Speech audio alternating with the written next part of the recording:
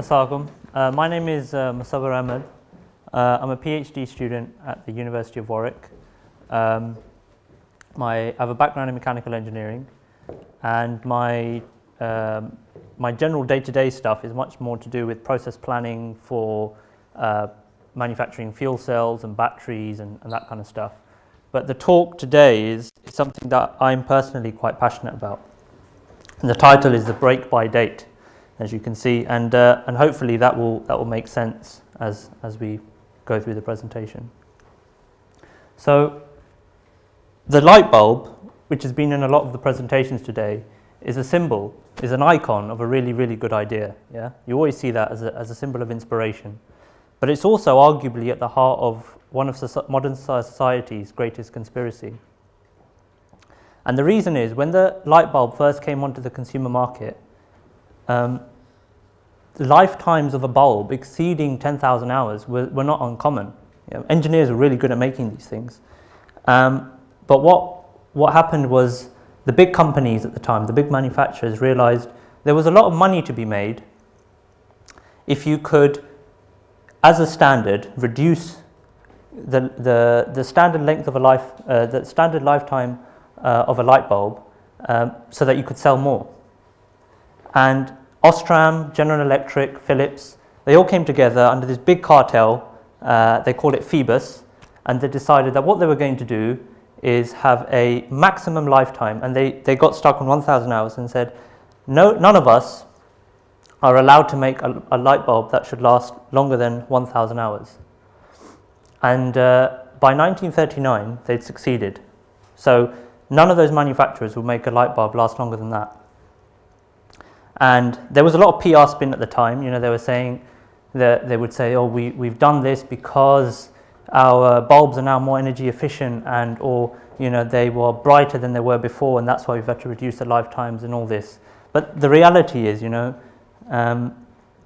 it was a small group of people getting very rich very quickly. The picture that I've got there is not just of any light bulb. That light bulb is 115 years old, and it's been on for 115 years. And this is called the Centennial bulb, and it's in a fire station in the US. And it's outlived webcams, and it's outlived buildings, and it's outlived their power supplies even. So this raises a very difficult question, right? This proves that if you want to, you can make a product last a very, very long time. But you also have the problem that if you make something last a long time, how are you as a business going to make any money? You sell it once, and that's it. Yeah, you're never going to make any money again. And what happened in the around the 1930s is you had the Great Depression, and this was a lot of theories about why this happened. And fundamentally, it's the fact that people weren't buying stuff, right? If people weren't buying stuff, manufacturers weren't making stuff. Manufacturers weren't making stuff, manufacturers weren't employing people, and there was no jobs. So Bernard London, who was a real estate broker at the time, came up with this great idea, and he said what we should do is, by law, we should make products that that have a maximum lifetime. By law, yeah. Fortunately, his ideas didn't gain any traction, but that did lead to Brooks Stevens, who was an industrial designer a few decades later, and his approach to making people buy stuff was that very interesting quote there. And there's one company that we will understand. We'll look at that and say, we know one company that does this really, really well, right? And you're all laughing because we know who it is, right? They do a great job of this, okay? And what do they say? So they will say, this is the best iPhone you've ever seen, right? The old one you've had is rubbish, bin it, buy a new one. These are quotes that they've put in their marketing campaigns year on year when they release their new product. But you know, there's a lot of intelligent people in the world, and they'll see through this. Surely they'll say that, no, I'm okay, my phone's working for now, and I'll hold on to it, and when it dies, I'll buy a new one. So what does this company do? They return to this light bulb model. They impose a maximum lifetime on their products. right? It's about 2 years. And how do they do this? Well, there's one very easy way for the batteries. Yeah? We all seem to have this feeling that this must be true. So their batteries, you can't go in and replace them yourself, and they have a lifetime of about 300 to 400 charge cycles, which is about 2 years of use. There's also some mechanical components within the iPhone which will stop working, like the power button, the volume rocker, and you have to go to Apple to get these fixed, because if you don't, then your warranty is void. And they do this, they have to do this. Why do they have to do this? Because they want their business to grow. They want to keep selling products, right? And if they didn't do this, if their phones lasted a long time, would they be as successful as they are right now?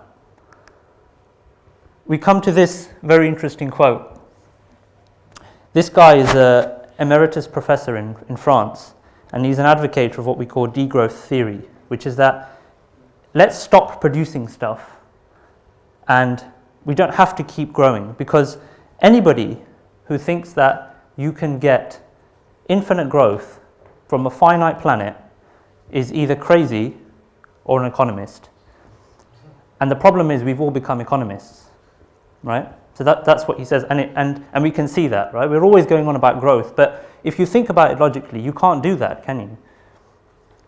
However, we have to change as well. We can't say that we're not going to buy something because we're limited by our this idea that we don't need to grow, we don't need to change.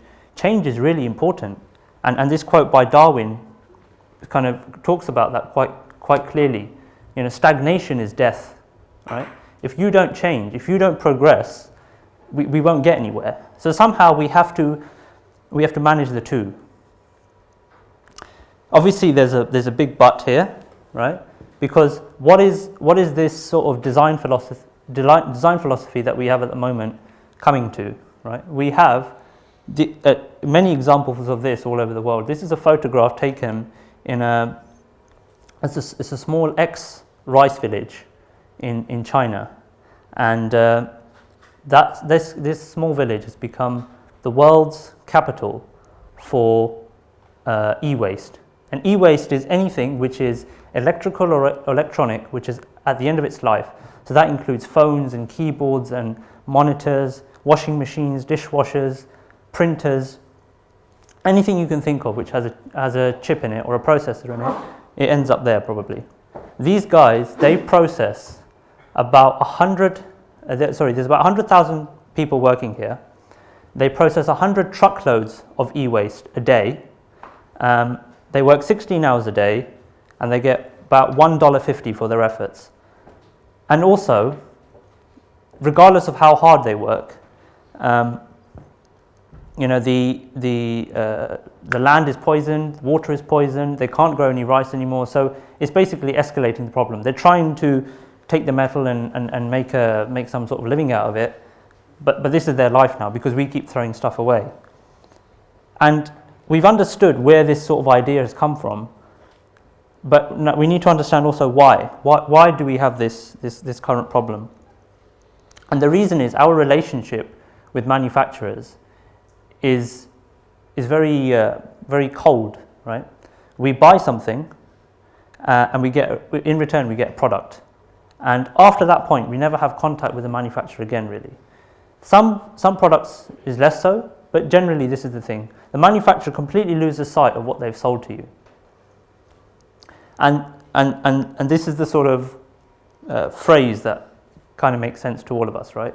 We take stuff from the earth, we make something from it, and then after a while it breaks and we just throw it away again. And this is the cycle in general of what's going on. And we need to change that.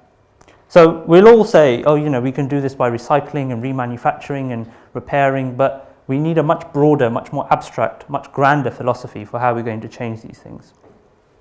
And the idea that's starting to come about is servitization, which basically means let's stop selling products, right? Let's start selling services.